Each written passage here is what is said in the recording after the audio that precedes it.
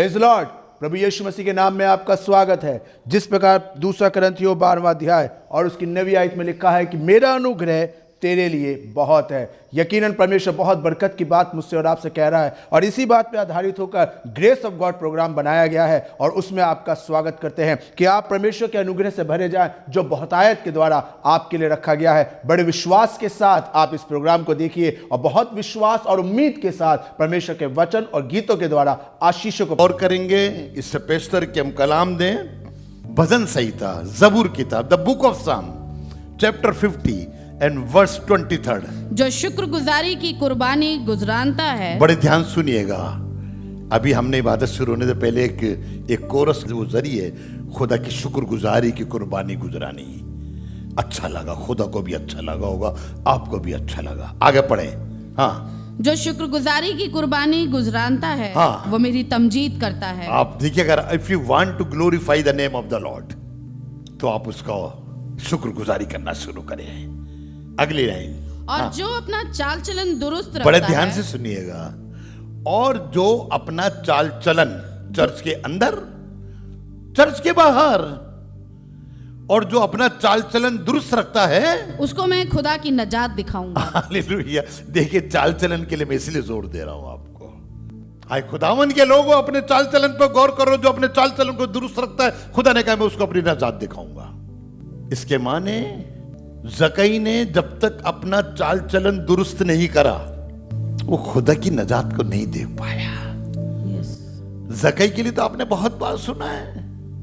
एक नालायक आदमी था, खुद ही बयां कर रहा था मैं नाहक छीनता हूं। छीनना दो प्रकार का होता, कुछ चीज छीन ली और जो नहीं छीननी चाहिए उसे भी छीन रहा है। मैं नाहक छीनता हूं। लेकिन उसने अपना चाल चलन दुरुस्त करा। उसने कहा यार ये तो मैं गलत कर रहा हूं, ये तो मैं जो कुछ कर रहा हूं गलत कर रहा हूं। तो उसने अपने आप को उसने कहा जिससे मैंने नाहक लिया है उसका चौगुना दूंगा, चौगुना था फरमाऊंगा। क्या आपने अपना चाल चलन दुरुस्त करा? जब तक आपने खुदा का कलाम नहीं सुना तो आपका चाल चलन शायद ठीक नहीं था। लेकिन जब आपने खुदा का कलाम सुन लिया, जकई की तरह आपने खुदा का कलाम सुने। खुदावन ने कलाम कहां सुना? इससे पेशतर तो उसकी यीशु मसीह से मुलाकात ही नहीं हुई थी। गूलर के पेड़ से उतरा और यीशु मसीह ने कहा आज मुझे तेरे घर में जाना जरूर है। और यीशु मसीह उसके घर में गया। अब गूलर का पेड़, ये गूलर का पेड़, वो जगह जकई का घर, यहां से लेके वहां तक चलने में गूंगे बन के तो गए नहीं होंगे। खुदावन यीशु मसीह की एक आदत थी, चलते चलते लोगों से तमसीलों में बात किया करते थे। वो जकई के दिल को जानते थे। वो तो पता कोई था जकई कहां बैठा है। यीशु मसीह को तो आपके दिलों के गुर्दों का सबका ख्याल है। आप क्या कर रहे हैं, आप क्या सोच रहे हैं, आप खुदा का कलाम सुन रहे हैं, आप अपने घर में बैठे हैं, फिर भी खुदा को आपकी अंदरूनी बातों का पता है। तभी तो उस जकई के पेड़ के नीचे खड़ा एक ही गूलर का पेड़ कोई था, हमने तो इसराइल में देखा है। और वहां पे यीशु मसीह को पता पड़ गया कोई एक आदमी मेरा मुंतजर है। क्योंकि जकई ये कह रहा था लोगों से मैं यीशु को देखना चाहता हूं। I want to see who is the Jesus. वो कैसा है? सिर्फ वो तो देखने आया था। जैसे आज के बहुत से जवान बच्चे सिर्फ देखने जाते हैं और वो आपके लिए कुछ नहीं कर रहे और वो आपके पास भी नहीं आ रहे। हाँ भैया तू मुझे देखना है, हेलो हाउ आर यू, ये भी नहीं करते। यीशु मसीह को देखने जकई आया। जकई झट नीचे गया और उसने कहा जकई उतरो। उसने ये नहीं कहा क्यों जी मैं क्यों उतरूं, नहीं, उसने कहा आज उतरो, आज मुझे तेरे घर में जाना है। जकई उतरा और पेड़ से लेके घर तक खुदा ने जो जो कलाम उसको सुनाया, उस कलाम से उसका चाल चलन बदल गया। घर में घुसते ही पहला एक काम करा था कि मैं अपनी संपत्ति, मैं अपने दुनिया का बाला माल आधा हिस्सा गरीबों को देता हूं और आधा उनको जिनसे मैंने नाहक छीना है चौगुना अदा करता हूं। नाउ जस्ट इमेजिन क्या रहा। उसने अपना चाल चलन दुरुस्त कर लिया। उसने खुदा के सामने माफी मांग ली कि हाँ मैंने गलती करी। खुदा बाप रास्ते में माफी मांग रहा होगा, खुदा बाप समझा रहा होगा बेटा ऐसा नहीं करते। देखिए बाप और बेटे जब सफर करते हैं रास्ते में तो बाप यही समझाता नहीं बेटा वो जो तुमने उस दिन काम करा था ना वो ठीक कोई था, तुम्हें ऐसा नहीं करना चाहिए था। ज़कै को भी समझाया खुदा ने, वो समझ गया। मुबारक है वो आदमी जो खुदा की बातों को समझ जाता है। और वो समझ गया, और जब उसने समझ गया तो यीशु मसीह ने खड़े होकर कहा, आज इस घर में नजात आई है। आप नजात हासिल करना चाहते हैं तो आप खुदा की बातों को समझ जाइए, खुदा की बातों में अपना चाल चलन अच्छा कर लीजिए। आप खुदावन के लायक अपना जिंदगी बिताइए। अगर एक मर्द और एक औरत दोनों अपने आदमी के लायक, अपनी औरत के लायक अगर जिंदगी ना गुजारें तो आपको मानते उनकी जिंदगी क्या तबाहकुन हालत में होती है। टकराव की स्थिति आ जाती है, अलेदगी की समस्या पैदा हो जाती है और बच्चों पर असर पड़ता है। हम अपना ख्याल रखें चाल चलन में, क्योंकि अभी पढ़ा ना, जो अपना चाल चलन दुरुस्त रखता है, कह रहा है खुदा बाप मैं उसको अपनी नजात दिखाऊंगा। If you want to see the salvation, first of all आप गौर करें कि मेरा चाल चलन कैसा है। आप गौर करिए कि मेरा चाल चलन कैसा है। क्या मैं घर में सही हूं कि नहीं, क्या मैं अपने ऑफिस में सही हूं कि नहीं, हम किस तरीके से हैं। देखिए, मैं लूत की बात कर रहा हूं आपसे। लूत बहुत प्यारा आदमी है, खुदा बाप उससे भी प्यार करता था और इब्राहिम की खातिर उसने उसे बहुत बार उसको संभाला, लेकिन लूत अपना चाल चलन ठीक नहीं कर पाया। अब आप पूछेंगे कैसे? लिखा है बीवी तो नमक का खंबा बन गई, दामाद वहीं छूट गए, और ये दोनों बेटियां थी। और यूं लिखा है शराब पीने लगा। शराबी आदमी अपना चाल चलन खराब कर लेता है, खुद तबाह होता है, दूसरों को तबाह कर देता है। इसकी दोनों बेटियों ने इसके साथ गंदा काम करा क्योंकि इसने अपने चाल चलन को दुरुस्त नहीं रखा। हम खुदा के लोग हैं, लूत से सबक लें कि खुदावन नहीं चाहता हमारी जिंदगी तबाकुल हालत में हो। पौलुस ने गलती की कलीसिया को एक खत लिखा और मैं 6 अध्याय की 16वीं आयत आपके साथ बांटना चाहता हूं, पढ़िएगा। और जितने इस कायदे पर चले हैं, और लिखा है जो अपने चाल चलन को दुरुस्त रखते हैं। देखिए, जितने इस कायदे देखिए, पढ़िएगा। हाँ, जितने इस कायदे पे चले और खुदा के इस्राएल को इत्मीनान हाँ और रहम हासिल होता रहे। उनको खुदा का इत्मीनान और रहम, ये 2 चीजें बहुत जरूरी है। आपको खुदा की अगर इत्मीनान चाहिए, लाखों करोड़ों रुपए होने के बाद भी आपको इत्मीनान नहीं मिलता। जितने इस राह पे चलते हैं, 2 एग्जाम्पल दूंगा, जितने इस राह पे चलते हैं उन्हें खुदा का इत्मीनान और रहम हासिल होता है। यूसुफ इसी चाल पे चला, उसने खुदा का इत्मीनान भी पाया, उसने खुदा का रहम भी पाया। आप कहेंगे कैसे? और लिखा है खुदा ने रॉबिन का पहला टका यूसुफ को दे दिया और उसके दोनों बच्चों को गोतर में इस्तेमाल कर लिया। ये खुदा का बहुत बड़ा रहम। 12 गोतर तो दूसरे थे, मनस्सी और इफ्राइम, वो भी गोतर में आ गए क्योंकि खुदावन में यूसुफ ने अपना चाल चलन अच्छा रखा और खुदा बाप को उसकी यही वाली चीज खूब पाई और खुदा ने उसे बेजाया नहीं जाने दिया। दूसरा उदाहरण, जो इस राह पे चलते हैं, इस औरत ने बड़े गंदे काम करे थे, अपने जिस्म का खूब सौदा करा और इसी बात से मालूम होता कि उसके पास संगे मरमर का पात्र था जो कि उस जमाने में सिर्फ राजा के घर में होता था, और उसके पास जटामासी का इत्र था जो हर एक के पास नहीं होता था। लेकिन उसने अपने चाल चलन को दुरुस्त करा, यीशु मसीह के कदमों पे आ गई, अपनी सब चीज उसने यीशु मसीह पर लुटा दी। और जब उसने ये काम करा तो उसे इत्मीनान भी मिला और उसको रहम भी मिला। आप कहेंगे कैसे? यीशु मसीह ने कहा जहां जहां मेरे कलाम का प्रचार किया जाएगा, मेरी खुशखबरी की मनादी करी जाएगी, इस औरत का भी जिक्र किया जाएगा। जो अपने चाल चलन पर गौर करता है, आज आप गौर करिएगा कि मेरा चाल चलन है कैसा। पहला थिस्सलुनीकियों 4 बाब और उसकी 7वीं आयत को पढ़िएगा। इसलिए कि खुदा ने हमको नापाकी के लिए नहीं। बड़े ध्यान सुनिएगा, हमारा चाल चलन अगर सही ना हो तो हम नापाक हो जाते हैं। और चाल चलन सही हो, चाहे आप गरीब हैं चाहे आप अमीर हैं, काले हैं या गोरे हैं, कहीं के भी रहने वाले हैं, झोपड़ी में रहते हैं या महल में रहते हैं, इसलिए हाँ। कि खुदा ने हमको नापाकी के लिए नहीं हाँ, नापाकी के लिए नहीं बल्कि पाकीज़गी के लिए बुलाया है। बल्कि पाकीज़गी के लिए बुलाया है। बुलाया है। और पाकीज़गी कैसे? जब हमारा चाल चलन बिगड़ जाएगा तो हम नापाक हो जाएंगे। और बाइबल बताती कोई भी नापाक चीज खुदा की बादशाहत में दाखिल नहीं होगी। खुदा पाक है, वो तो आपको पाक बनाना चाहता है, तो आप अपने आप को पवित्र करिए ना। पवित्र कब करेंगे? जब आपका चाल चलन खुदा की मर्जी के मुताबिक हो जाएगा। आप खुदा की मर्जी के मुताबिक चलिए। पहला पतरस पहला बाब और उसकी 15वीं आयत में ऐसा लिखा है जी, बल्कि जिस तरह तुम्हारा बुलाने वाला पाक है। बड़े ध्यान सुनिएगा। बल्कि जिस तरह हमारा बुलाने वाला पाक है उसी तरह तुम भी हाँ। अपने सारे चाल चलन में पाक बड़े बनो। ध्यान सुनिएगा। इसके माने कुछ चाल चलन हमारा ऐसा होता है जो हमें नापाक कर देता है। आप अपने सारे चाल चलन में, लड़के लड़की के चक्कर में, ऑफिस में रिश्वत लेने के चक्कर में, किसी की चीज को छीन लेने के, आप अपना चाल चलन क्यों खराब कर रहे हैं? अपना चाल चलन अच्छा रखिए, खुदा बाप आपको बरकत देगा भाई। वो चाहता है कि आप खुदा के जन कहलाए।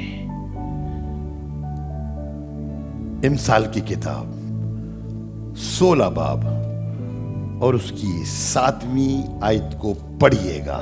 जब इंसान की रविशें खुदावंद को पसंद आती हैं, जब इंसान की रविशें यानी इंसान का चाल चलन, जब किसी का चाल चलन हाँ। यहोवा को भाता है, खुदा को अच्छा लगता है, तब वो उसके शत्रुओं का भी उससे मेल कराता है और वो उससे दुश्मनों का उससे दोस्त बनाता है। दोस्त बना देता है।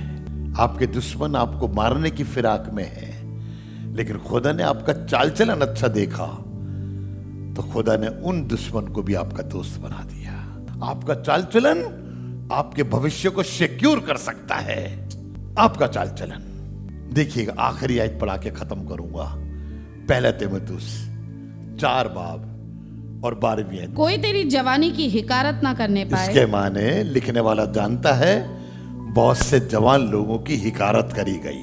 समसून की हिकारत करी गई, अभी सलोम की हिकारत करी गई, एली के बेटों की हिकारत करी गई। ये जवानी जो थे, कोई तेरी जवानी की हिकारत ना करने हिकारत ना करे, बल्कि तू ईमानदारों के लिए नंबर 1 सुनिएगा, यू आर द यंग। और जवान लोग चर्च की रीढ़ की हड्डी हैं, और बाइबल बताए तुम ईमानदारों के लिए कलाम करने। नंबर 1 ईमानदारों के लिए क्या करना? खुदा का कलाम बताना। ईमानदारों के लिए कलाम करने और चाल चलन और मोहब्बत और ईमान और पाकीज़गी और में। 5 चीजें बता रहा है। नंबर 1 ईमानदारों के लिए कलाम करने और चाल चलन और मोहब्बत और ईमान और पाकीज़गी। नमूना बन। क्या बने? नमूना। You are an ideal for the people of the god. When you go to the church, लोग आपको देख रहे हैं, लोग आपके कामों को देख रहे हैं। हमें एक नमूना बनना है। अन्य जाति के लोग क्या कर रहे हैं इससे हमें कुछ नहीं लेना। मैं क्या कर रहा हूं, आप क्या कर रहे हैं? आज खुदावन आपको बरकत से बनना चाहता है। आज मैं कुछ और लेकर आया था, लेकिन सिर्फ एक बात पे अटक गया, और वो है चाल चलन। शायद खुदा की मर्जी यही थी मैं आपके चाल चलन पर कुछ बता सकूं। आज आप अपने देखिएगा आपका चाल चलन कैसा है। अक्सर हम यूं उंगली उठाते हैं। बहुत से खानदान में बात होती है, उनका लड़का ऐसा करता, उनकी लड़की ऐसी करती है। आप कहीं बात मत करिए, किसी की बात मत करिए, अपनी बात करिए। जब आप अपनी बात करेंगे तो खुदावन आपके लिए अजीब और गरीब काम करेगा। जब आप दूसरे के चाल चलन पे उंगली उठाते हैं, नुकसान उसका नहीं होता जिस पे आप उंगली उठा रहे हैं, नुकसान उसका होता है जो उंगली उठा रहा है। मरियम ने अपने छोटे भाई मूसा के चाल चलन पे उंगली उठाई थी। मूसा का कुछ नहीं बिगड़ा, बिगड़ा किसका? मरियम का। ये 12वें अध्याय में लिखा है, गिनती के। कोड़ी रही 7 दिन और खेमे से बाहर रही। अभी वो और जीती। ये वो लेडी है जिसके जरिए से लाखों लोगों ने बरकत पाई थी। जब बहरे कुलजुम से लाल समुंदर से निकल के आ रहे थे, ये वही लेडी है जो ढपली बजाते हुए नाच रही थी, जो इतनी खुश और खुर्रम थी खुदा के कामों से।